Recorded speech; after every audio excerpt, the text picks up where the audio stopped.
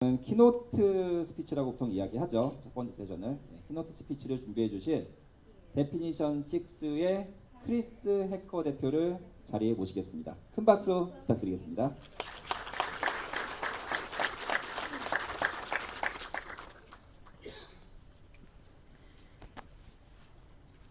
Hi, I'm Chris Hecker, and my talk today is about luck and listening to your game when designing it and playing it.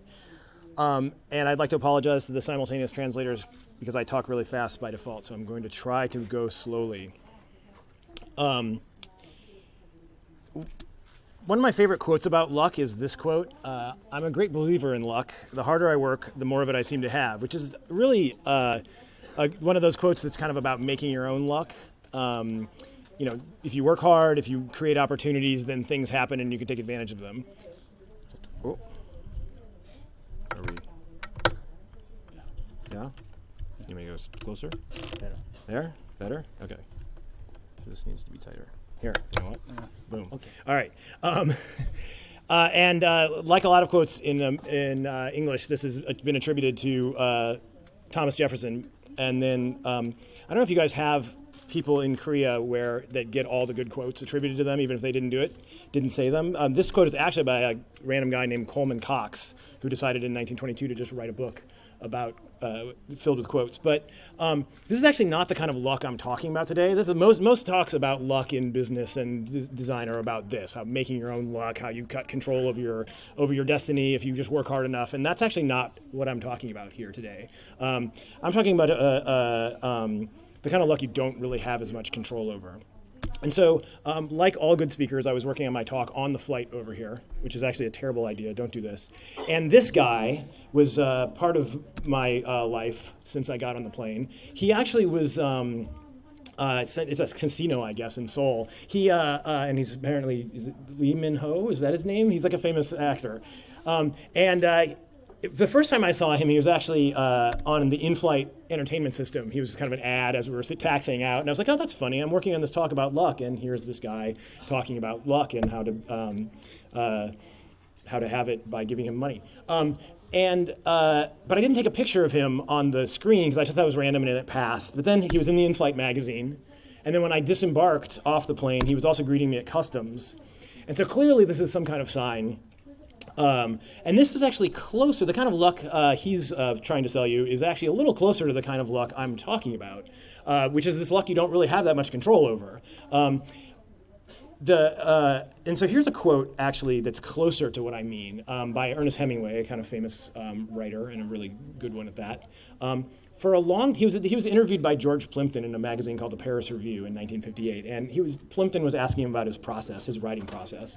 And he said, "For a long time now, I've tried to simply write the best I can. Sometimes I have good luck and write better than I can." And I really liked this idea of being able to write better than you actually can write. And I really feel like that's kind of what happened with Spy Party. I think the game is kind of coming out better than it has any right to, given my skill level as a designer, such as it is. And I attribute a lot of that to the stuff I'm going to talk about today. So I've edited this image a little bit to talk about. So I'm going to have to talk about this. The talk is not specifically about Spy Party. I'm going to go through a bunch of concrete anecdotes that come from Spy Party's design and development to illustrate what I'm talking about. But hopefully you can apply these ideas to your own games, and hopefully you get as lucky as I did. I want to stress that this is not a talk where I'm saying, I'm a genius game designer, here, do exactly what I say. Like, you can think Spy Party is a bad design, that's totally fine. Plenty of people on Steam's forums actually do. Like, you can find good reviews, bad reviews.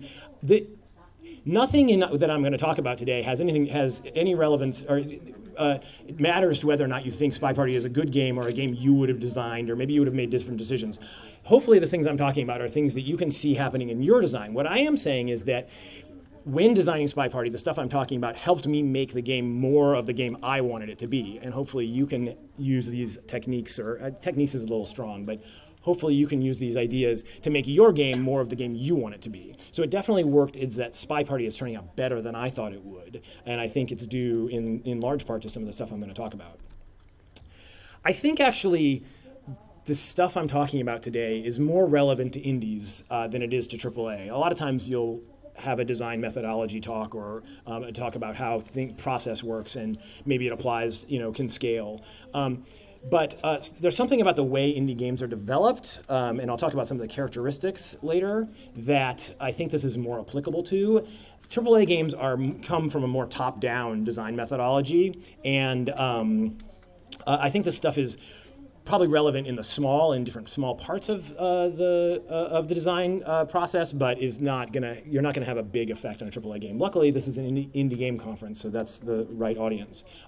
So I said top down. What do I mean by top down versus bottom up? So here's my 100% accurate taxonomy of game design methodologies. So first off, there's top down. This is where you have some idea about what you want to do. And you write design documents and then implement it, and sometimes with prototypes and that sort of thing. But you've basically got this high-level idea of what you're doing, and you kind of fill in all the parts and then begin to implement it. These are obviously idealized, and then there's bottom up, where you just start programming basically. Again, this idea of like coming up with a design document versus like having a guy jumping on screen when you hit the A button, and then seeing where you go from that small kernel, or trying to fill in all the parts from the top. And in reality, most games are designed as a hybrid. You'll iterate, playtest will happen, and even if you're doing a more top-down kind of large-scale thing, there'll be a playtest, and then you'll iterate the design based on that. But usually things are filtering one direction or the other. And I find indie games tend to be more bottom-up in a lot of ways.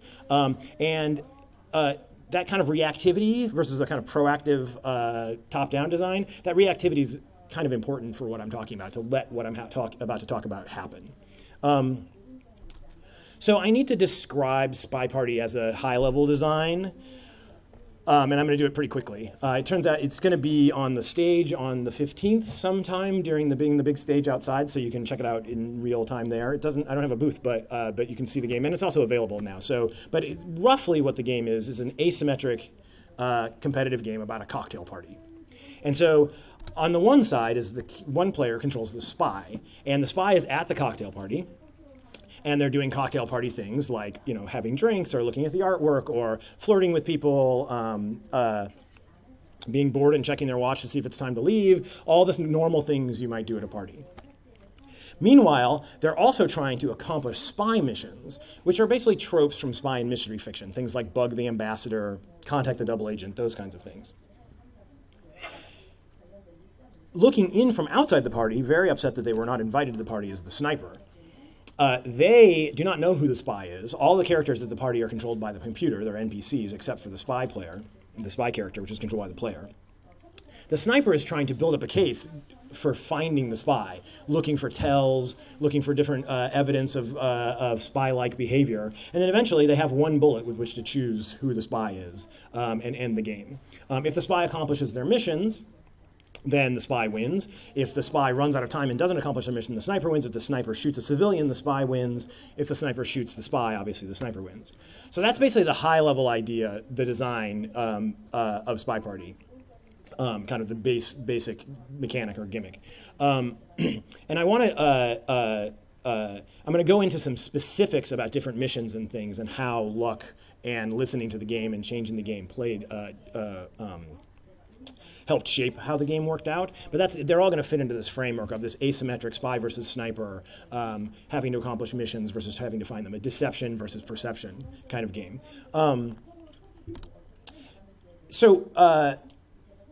As I said, you don't have to think Spy Party is a good game design, but I think it's pretty clear that it's a pretty deep game design because my top players have played 20,000 games of it at 3 minutes a pop. So there's a lot of actual data, and I don't just mean data because I never actually look at my analytic metrics type data, but there's a lot of like anecdotal discussion about the game and a really healthy community that talks about mechanics and how they change. And this is going to be part of what I talk about as a characteristic kind of necessary to take advantage of this, is you want to have people playing your game over a long period of time so that they can actually, so you have time for this sort of thing to happen that I'm about to talk about.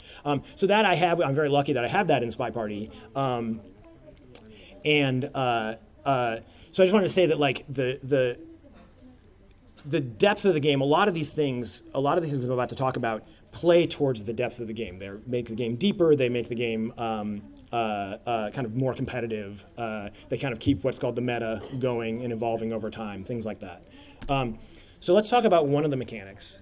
One of the spy missions, it's a very spy-like thing, is to flirt and seduce a target. There's a person you're the spy, and one of the people who's an NPC controlled by the computer is your seduction target, and you need to seduce them. And now it's a video game, so you don't actually seduce them in any meaningful way. You basically go talk to them a certain number of times and fill up a bar that at 100% you have successfully seduced them. So it's an abstraction of the kind of modern seduction experience. And a lot of missions in Spy Party have what's called an action test, where there's the mission you're trying to accomplish, seducing, and then layered on top of that, to make the game a little bit deeper, is a kind of, you might call it a QuickTime event, or if you've seen Gears of War, active reload. It's called an action test. It's a little skill check and there's a whole, I've done an entire talk about the design of this thing, but basically the idea being, one of the themes in Spy Party is this idea of attention as a resource, where you're spending your attention. And so if you want to do well at the action test, you have to take your eyes off the party for a second and actually focus on this thing. It's randomized in a couple different ways. And so it's got, this little white bar is going across the, this red, green, and white bar. And if you ignore it completely, you get what's called the normal result, or the white result.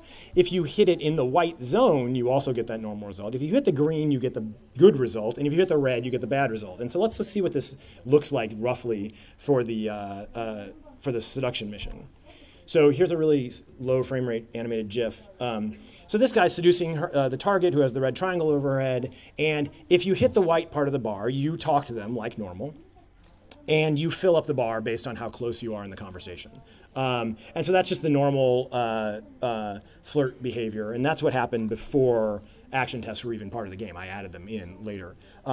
If you get the green, the animation in this case of this, oftentimes the animation will be different. But in the case of flirting, the animation's the same. But if you hit the green, you get more bar filled. Like you do a better job of flirting, right?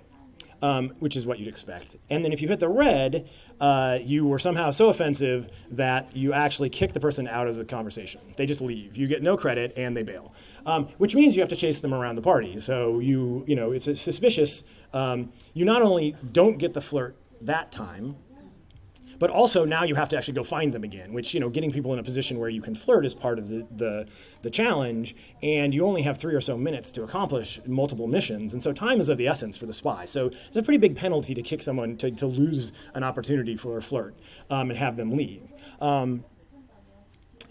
But a strange thing, so this is obviously bad because you're losing time and an opportunity, but a strange thing happened when I put this in and people started playing with it at the competitive level, and that is they started using it to try and frame the seduction target. So if you think about it, the movement around the party, this etiquette of how people move, how the NPCs move, when things happen, how the party is evolving, all of that is stuff that the sniper is looking for in terms of building up a case against someone. They have a mechanic where they can mark people suspicious or not suspicious as they're playing, so they can kind of use a little bookkeeping mechanic. And it turns out that leaving a conversation at certain times is suspicious for certain reasons that we're not going to go into the details of that. But this red action test actually gives the spy opportunity to kick someone out, to make someone leave a conversation under their control, who's not the spy, right? The spy obviously can leave the conversation whenever they want, but this allows them to kick an NPC out of the conversation on a whim. And this is totally unintended. I thought I was just penalizing. I thought the red action test was just bad. But elite players started using it to frame as part of an overall alternate plan to frame the seduction targets. They would set up the situation where the seduction target was maybe a little more suspicious, kick them out of the conversation at a time when the spy would leave the conversation, and sometimes get the seduction target shot. And so this is an example of a totally unintended design thing that players found and started, I'm going to use the term exploiting, although I'm going to correct for the term later. Another example of this is has to do with the Bug the Ambassador mission. So one of the missions that you accomplish, or that you have to accomplish as a spy usually, is bugging the ambassador. Meaning, and by bug I mean, the word bug is a little overloaded in game development, but I mean it in the spy movie sense, like plant a listening device on someone's person. And so you can do this in a conversation while you're standing next to them, or you can do it while you walk by them. And it involves sticking your arm out to plant the bug. So there's what we call a hard tell. The clue to the sniper is actually an animation. If they spot it, you're toast. But it's a pretty subtle animation, and there's a lot of stuff going on at the party. So if you get it by them, then you got away with this mission.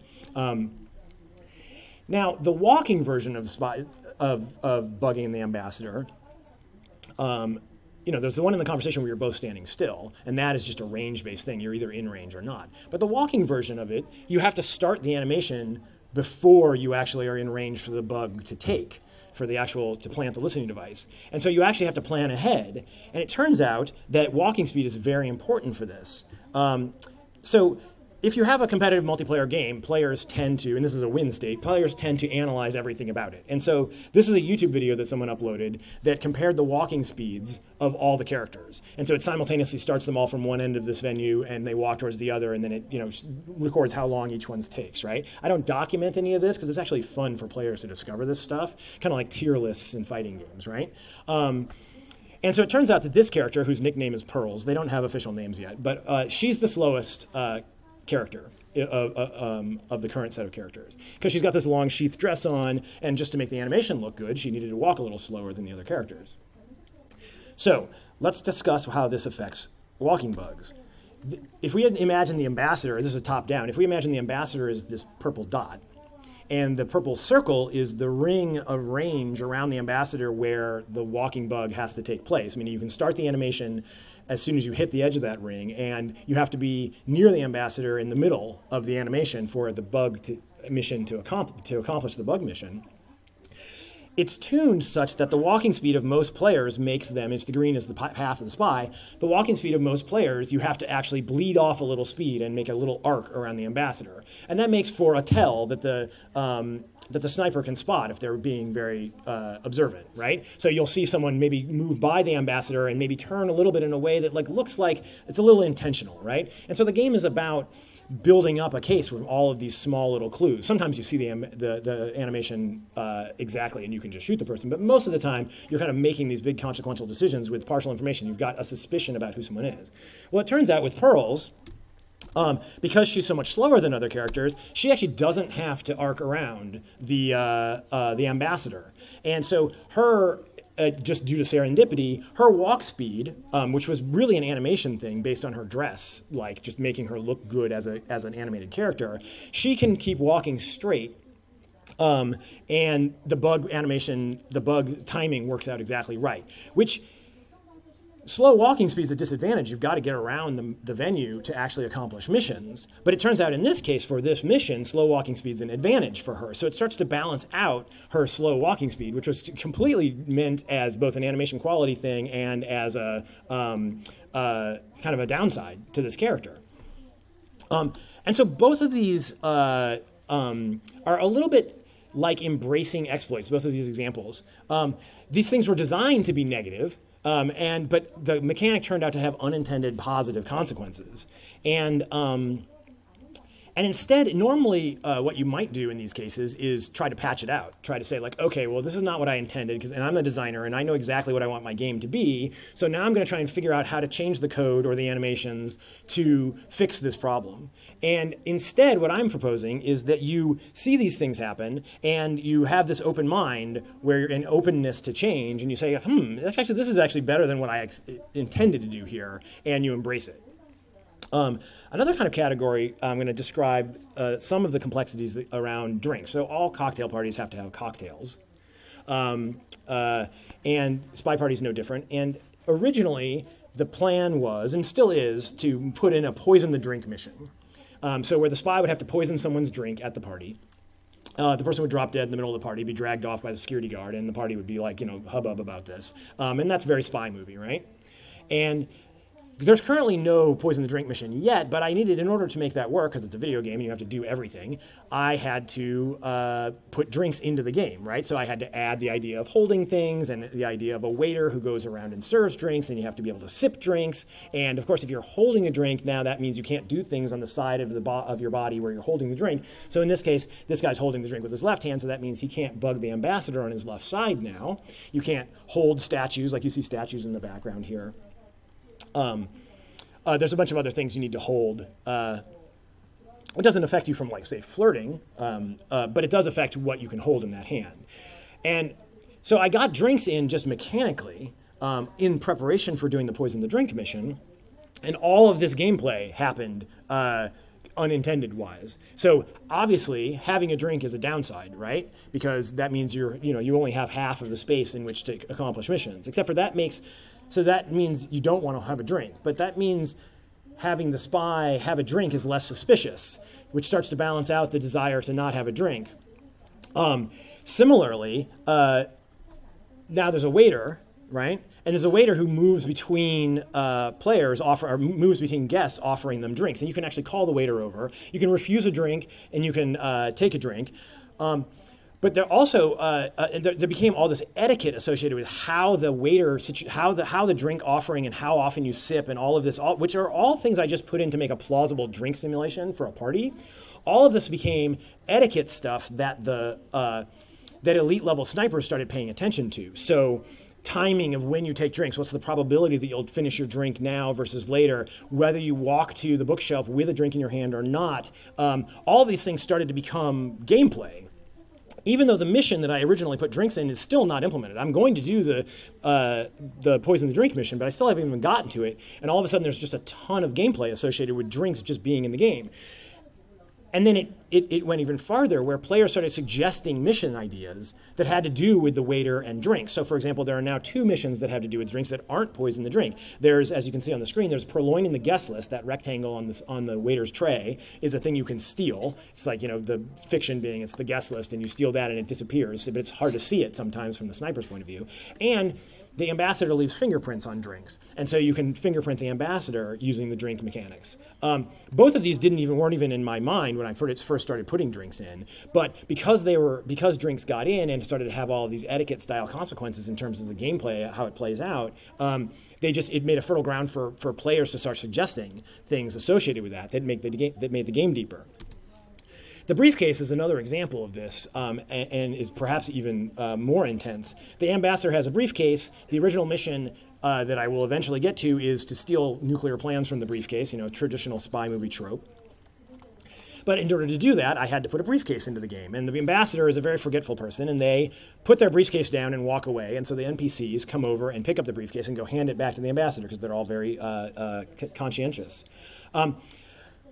But the etiquette associated with how to do the briefcase, when you chase the ambassador with the briefcase, how far away from the ambassador you have to, the briefcase has to be before an NPC will pick it up, when the ambassador is available to take the briefcase back, created this entire landscape of mechanics that were just totally unintended. The drink thing is actually fingerprint the ambassador across a whole range of different mission sites. So it interplayed with this as well, to the point where this is a 4-page, really in-depth document called the Complete Briefcase Guide, which at the end it's like not even complete, that players wrote for briefcase etiquette, how not to get shot dealing with the briefcase. So basically, the rule of thumb is don't ever pick up the briefcase until you actually have read this doc and know what you're doing. And even then, really think twice about picking up the briefcase. None of this was intended. All of this was me seeing the behavior of the players and lucking out that the ground was fertile enough in this game that this kind of thing could happen. Another example is it has to do with contacting the double agent. So one of the missions is you say a secret code word, which happens to be banana bread for silly reasons involving me eating banana bread when I was programming the mission. But this is how you contact the double agent. You have to be in a conversation circle, and then you say this banana bread. Both players can hear it, so it's a deductive mechanic. The sniper knows someone in a conversation group had to have said it when they hear it. And that allows them to eliminate suspects who are out of conversation, right? So there's trade-offs, and it's what we call a soft tell. You can fake contact the double agent. I mean, you can say the contact phrase, banana bread, outside of a conversation. You still have to be in a conversation, but you can say it when the double agent is not in a conversation with you, right? Because I needed to make sure that when I was first implementing this, I put faking in because I wanted to make sure that that the sniper couldn't know. If you could only really contact the double agent when you're in a conversation with the actual double agent, that means that where the sniper can see who the double agent is, roughly, that means anybody outside of that is eliminated from suspicion. So I needed to make it possible for the spy to fake the contact. And then, like with the briefcase and the drinks, all of this stuff just started happening. So initially, people spam the contact phrase because it's funny to hear me say banana bread over the speakers, and it rattles newbie snipers, right? They're like, oh no, it's another banana bread, what's going on? And you'll hear 5 or 6 of them in a row in very early games. Soon they realize that actually is just giving away information. Anybody not in a conversation can just get eliminated from suspicion. And they slowly stop doing that. And I thought, for the longest time, and actually it was true, for the longest time, faking was never a good strategy. It was only a beginner kind of a newbie trap. It was just like, not trap is not the right word, because I wasn't trying to be malicious and make people do this. I was just providing the option. But then elite players started doing it to cover for other missions. So if you fake contact, and you can't tell as the sniper whether it was a real contact or a fake, if you fake contact the double agent, the sniper usually is going to go around low-lighting everyone, marking everyone not suspicious outside of a conversation. So what elite players started doing is fire off a fake contact and then do a bug ambassador or one of the other hardtail missions. They knowing, because they can also see the laser of where the sniper is looking, knowing that the sniper is now busy doing other stuff. None of this was intended. This is all just what happens when you create this situation, a fertile enough ground for this kind of thing to happen. So, and then it just keeps looping. Like then it becomes, Then it went through a phase where whenever you hear a contact, you don't look for low lights, you look for hard tells. So of course this Yomi thing happens where, the meta evolves like that, none of which was designed in on purpose. Like a lot of this was just, okay, let me just do what seems plausible here for a cocktail party game. It's, trying to be conscientious about the fact that it's a spy game and keep things on theme, but I just definitely did not foresee this like 5th level Yomi thing going on with some of this stuff. And so these 3 or 4 examples are slightly different from the exploit embracing. These are basically like amplify unintended design. So like recognizing when a mechanic turns out to be richer than you thought it was going to be, which seems to be working better, or at least has a feeling that if going in this direction would like there's a hint of something deeper that you didn't foresee, I decided, okay, I'm going to double down and push this even further. Whether it was a player-suggested way of pushing it further, like the fingerprint or purloin missions, or whether it was things like things that I noticed just by watching people play. But again, it's about being open and willing to change your game based on what's happening, kind of reactive in that sense. Another example of this is the balcony map. This is a different kind of example. So Spy Party is a pretty tense game to play.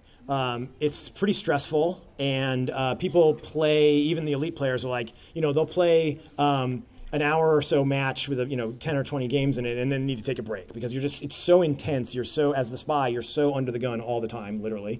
And as the sniper, you're so intently focusing that the game's pretty stressful. And so when I did a new set of maps one time, I was like, I want to make a game, I want to make a venue that's a little bit more arcade mode, something you don't have to worry about too much. You can kind of play casually. And so I made this tiny little map called Balcony. It has one conversation circle and just a couple places to stand.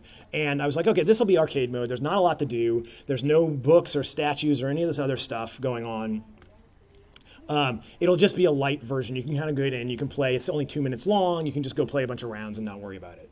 And it started out like that, but it now is the most intense, stressful map.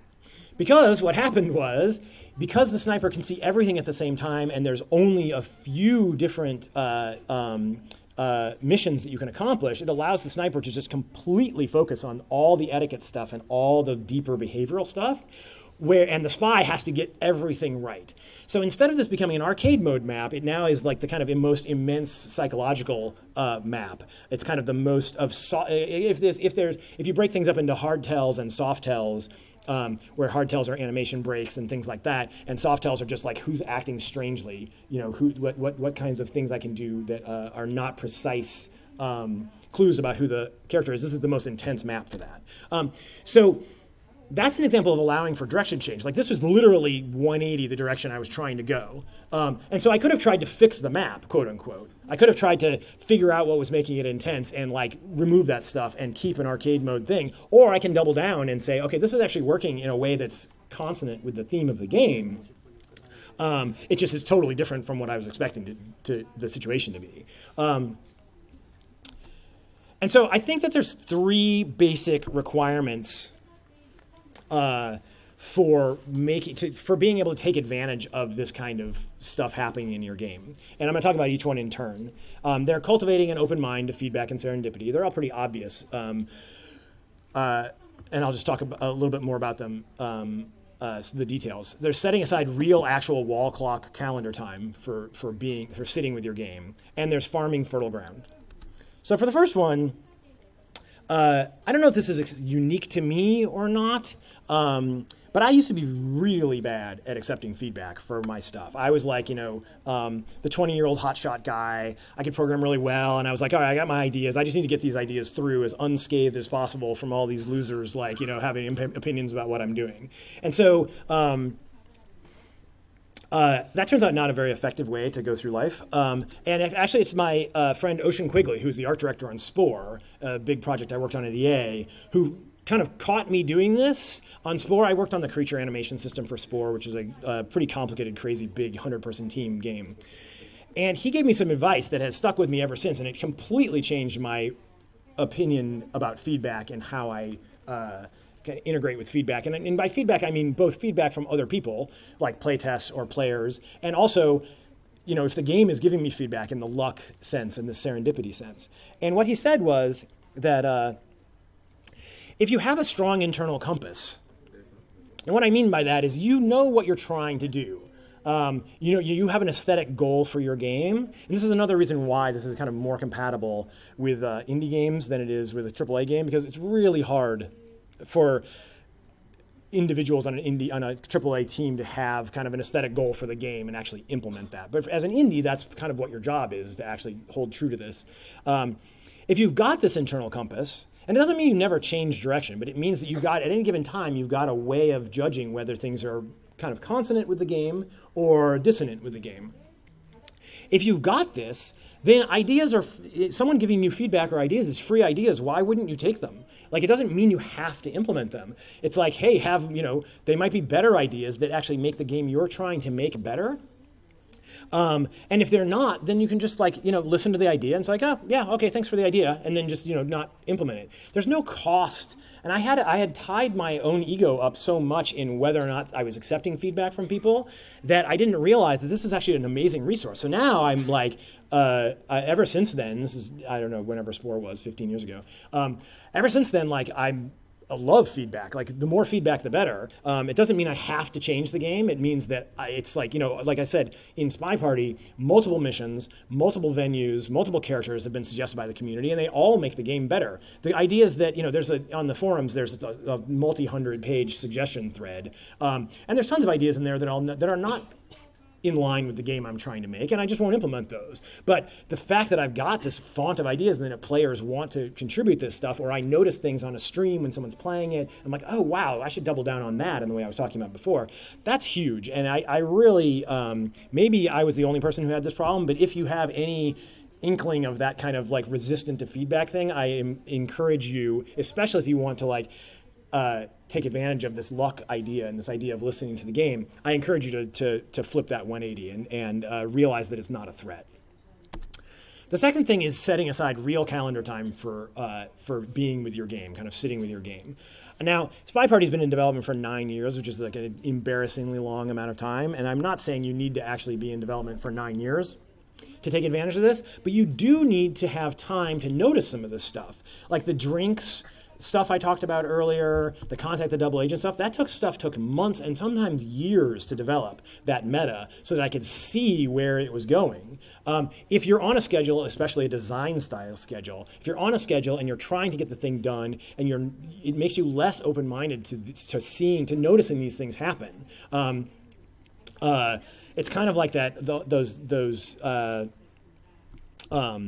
the Washington Post did a really interesting experiment in the Washington, D.C. subway system one time. There's a famous classical violinist named Joshua Bell, and he has a Stradivarius. He plays sold-out concert halls. He's, the pinnacle classical violinist.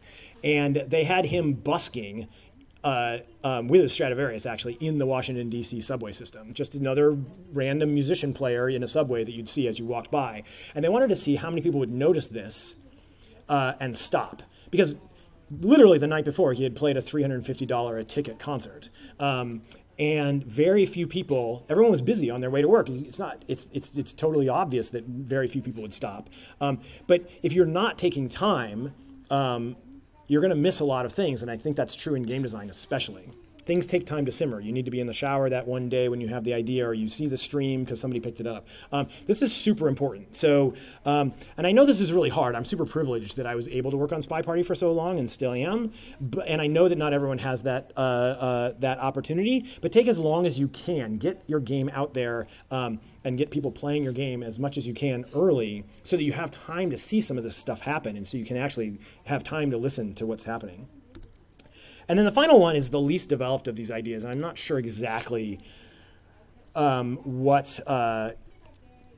not sure exactly how to describe this one. Basically, the idea is you want to be working in fertile ground. You want to be working in a game design space where this kind of thing can happen, where when you put something in like a drink mechanic, a lot of stuff sprouts around that. I find that incredibly important. Now, I happen to luck into a design where there's just not a lot of games about normal people in a room hanging out. And so every single thing I put in this game basically has this characteristic of stuff just springs out around it. People have ideas based on their experience at a party or their experience seeing some spy fiction or whatever. And so not all game designs can be quite as open-ended in blue ocean, as they say, as doing something completely new. You can have derivative work, and that's fine, and there are some really great games that are similar. But the more you can do this, the better. If you're doing a game about big dudes with axes beating up on orcs, you're in much more explored territory, right? And so you're less likely to have the opportunity for these kinds of things, these random events, to happen. To get away from Spy Party for just the last bit here, I think the exactronix games are another. I look for games that have this kind of fertile ground feel. And one thing that's really interesting about, if you're familiar with exactronix games that I think qualifies for this fertile ground thing, is that the puzzles themselves, you can. These games are like programming games, basically. Like, you're trying to build this thing that accomplishes a task. And much like programming, you can do a really bad job of it and still get the game done, right? Or, still get the puzzle finished, the task done. So the challenge comes not in actually just accomplishing, checking the box. The challenge comes in doing it elegantly or fast or better than your friends. And so it has the same kind of property of, like, you can kind of throw almost any puzzle in there, because you getting the puzzle done is only the first step in actually the richness of the game, of iterating, making the thing better, competing with your friends. Opus Magnum has this amazing thing where it auto-generates a GIF that you can post on Twitter or Facebook that showing your solution, so you can fight with your friends, in social media. There's just a lot of stuff going on in these games that a lot of Tom Francis wrote an article about this in Rock Paper Shotgun. Actually, there's a lot of things about the way this game, the kind of place he decides to make games that have this fertile ground thing that I'm talking about. And so I wanted to say there that it's not just Spy Party. I see this in a lot of different places. So I would like to encourage you to try and farm the fertile ground. So I think that's it. And so thank you, and I take questions, and good luck.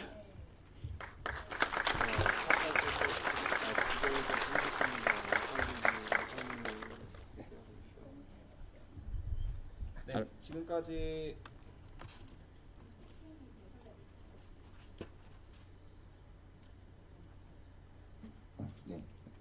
네, 감사합니다. 네, 지금까지 Rock and Listening in Game Design이라는 발표로 강연해주신 데피니션 6의 크리스 해커님 대표의 말씀을 잘 들었습니다. 다시 한번 큰 박수 부탁드립니다.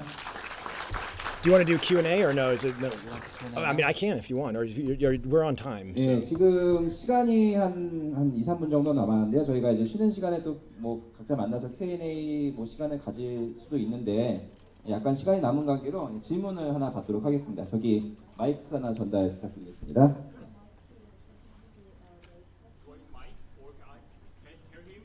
Yeah, I'll repeat the question too.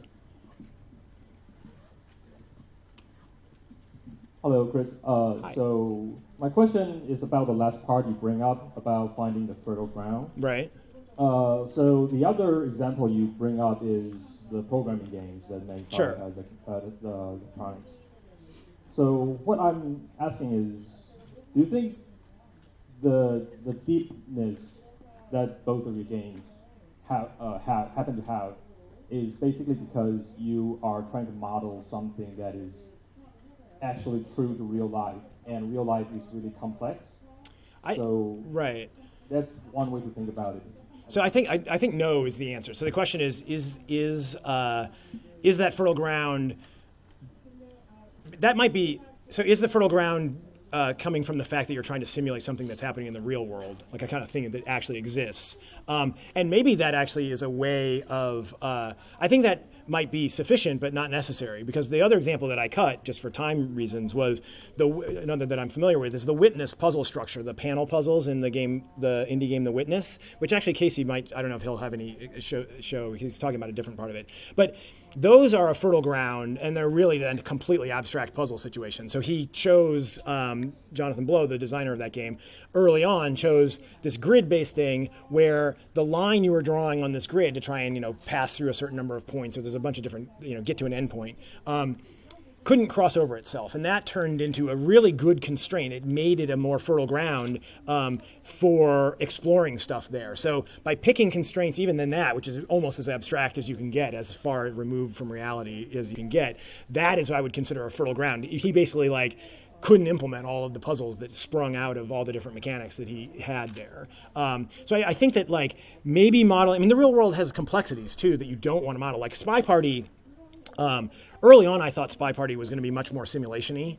And Frank Lance, who's the head of NYU's Game Center, came up with this term that I really liked, is the way that I had it in the initial implementation, which is kind of rough and the AI was the way an early game AI would be.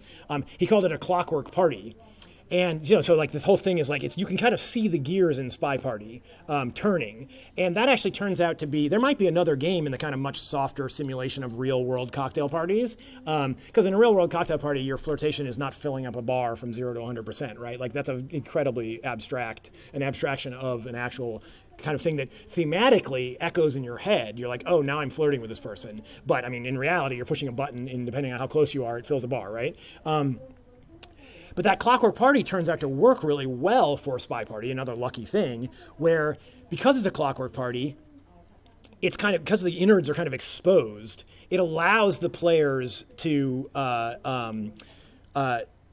really, it allows the players to kind of have a set of firm rules that they can then work within, right? Whereas there's a much softer kind of lots of floating point numbers going up and down kind of simulation thing. You'd never know really where you stood. There might be a game there. And originally I thought that was the game I was making, but that's another perfect example of early on, the Clockwork Party started working. That idea of this really kind of almost rigid robotic thing. And one of the characteristics of Spy Party that turned out to bear a lot of fruit was this idea of the reverse Turing test. Instead of the AI trying to pretend like it's a human, the human's trying to pretend like it's an AI.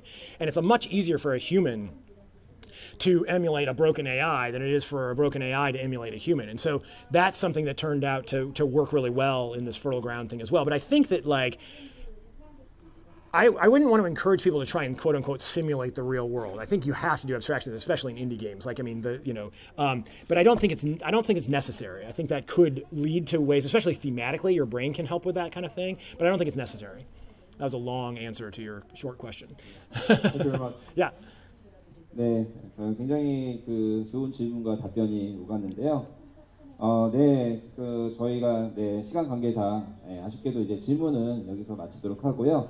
이후에 이제 점심 시간 때, 쉬는 시간 때 궁금한 점 있으시면은 크리스 씨한테 직접 개인적으로 오시면서 여러 가지 질문도 하시고 네트워킹도 가졌으면 좋겠습니다. 자, 그러면 다시 한번 크리스 씨한테 한번 박수 한번 부탁드리겠습니다. 고맙습니다. Yep.